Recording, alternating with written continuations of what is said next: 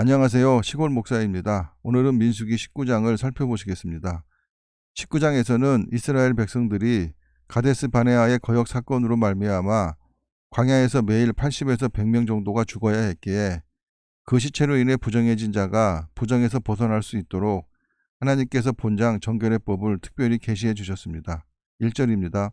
여호와께서 모세와 아론에게 말씀하여 이르시되 여호와께서 명령하시는 법의 율례를 이제 이르노니 이스라엘 자손에게 일러서 온전하여 흠이 없고 아직 멍에 매지 아니한 붉은 암송아지를 내게로 끌어오게 하고, 온전하고 멍에를 매지 않았다는 것은 신체의 결함이 전혀 없을 뿐 아니라 노동에 투입되지 않은 것을 가리킵니다.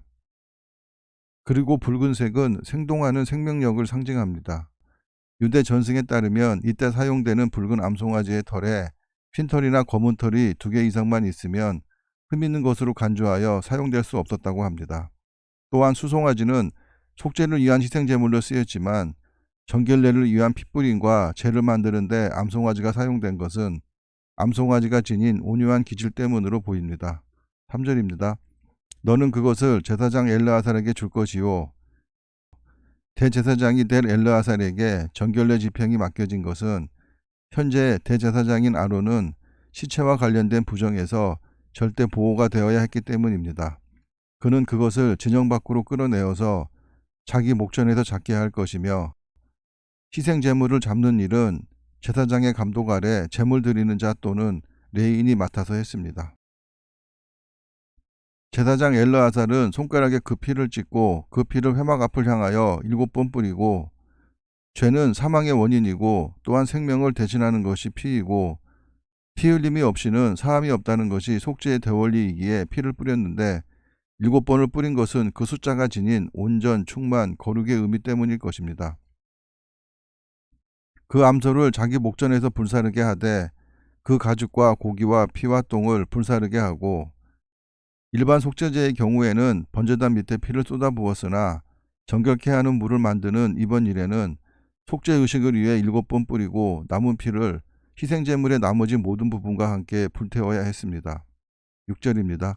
동시에 제사장은 백향목과 우슬초와 홍색 실을 가져다가 암송아지를 사르는 불 가운데에 던질 것이며, 백향목은 레바논 삼나무로 빛깔이 좋고 아름다우며 향기로운 나무로 오랫동안 보존이 가능한 것으로 알려져 있습니다.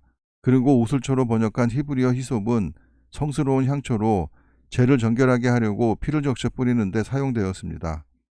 그리고 홍색 실을 태운 것은 홍색이 죄를 상징하기에 그 죄를 없애기 위한 상징적인 행위입니다.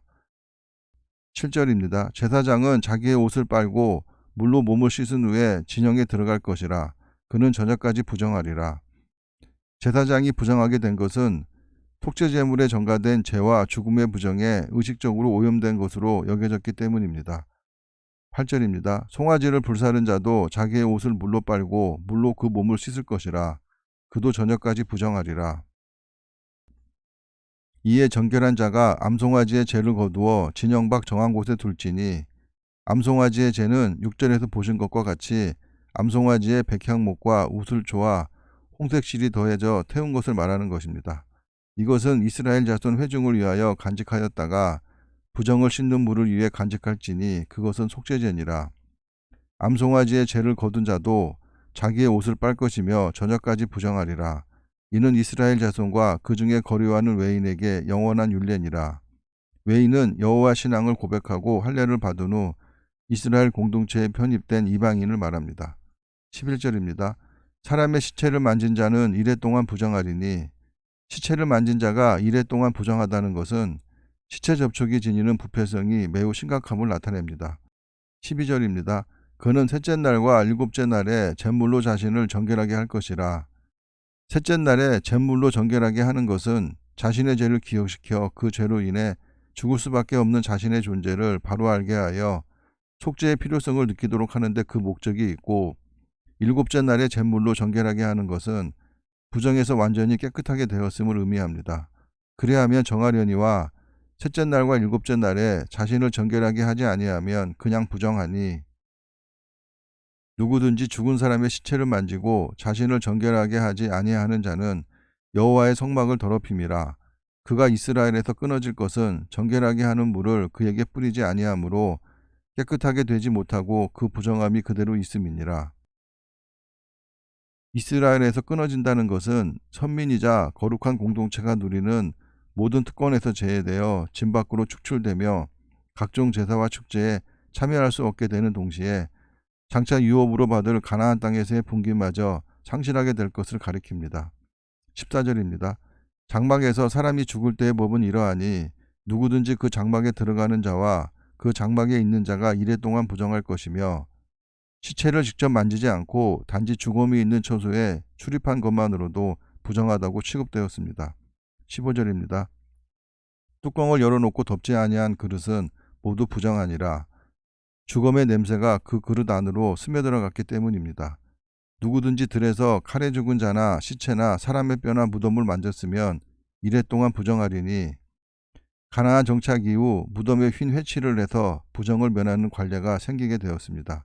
17절입니다. 그 부정한 자를 위하여 죄를 깨끗하게 하려고 불사른 재를 가져다가 흐르는 물과 함께 그릇에 담고 정결한 자가 우슬초를 가져다가 그 물을 찍어 장막과 그 모든 기구와 거기 있는 사람들에게 뿌리고 또 뼈나 죽임을 당한 자나 시체나 무덤을 만진 자에게 뿌리되 정결하게 하는 업무는 죽는 사람이 많아서 제사장이 아니라도 수행할 수 있었습니다. 그 정결한 자가 셋째 날과 일곱째 날에 그 부정한 자에게 뿌려서 일곱째 날에 그를 정결하게 할 것이며 12절의 규례를 재언급한 것입니다. 그는 자기 옷을 빨고 물로 몸을 씻을 것이라 저녁이면 정결하리라. 사람이 부정하고도 자신을 정결하게 하지 아니하면 여호와의 성소를 더럽힘이니 그러므로 회중 가운데에서 끊어질 것이니라. 그는 정결하게 하는 물로 뿌림을 받지 아니하였은즉 부정하니라. 13절의 반복입니다. 21절입니다. 이는 그들의 영구한 율례니라. 정결하게 하는 물을 뿌린 자는 자기의 옷을 빨 것이며 정결하게 하는 물을 만지는 자는 저녁까지 부정할 것이며 부정한 자가 만진 것은 무엇이든지 부정할 것이며 그것을 만지는 자도 저녁까지 부정하리라. 민수기 19장을 통해 이스라엘 백성들이 진영 안에 거할 때 시체로 인해 부정하게 된 자에 대한 정결법을 살펴보았습니다. 정결법은 현재를 살아가는 우리에게 적용되는 법은 아닙니다. 그러나 우리가 이 법을 통해서 알 수 있는 것은 하나님께서는 믿는 자들에게 구별되고 거룩한 삶을 살아가기를 원하신다는 것입니다. 감사합니다.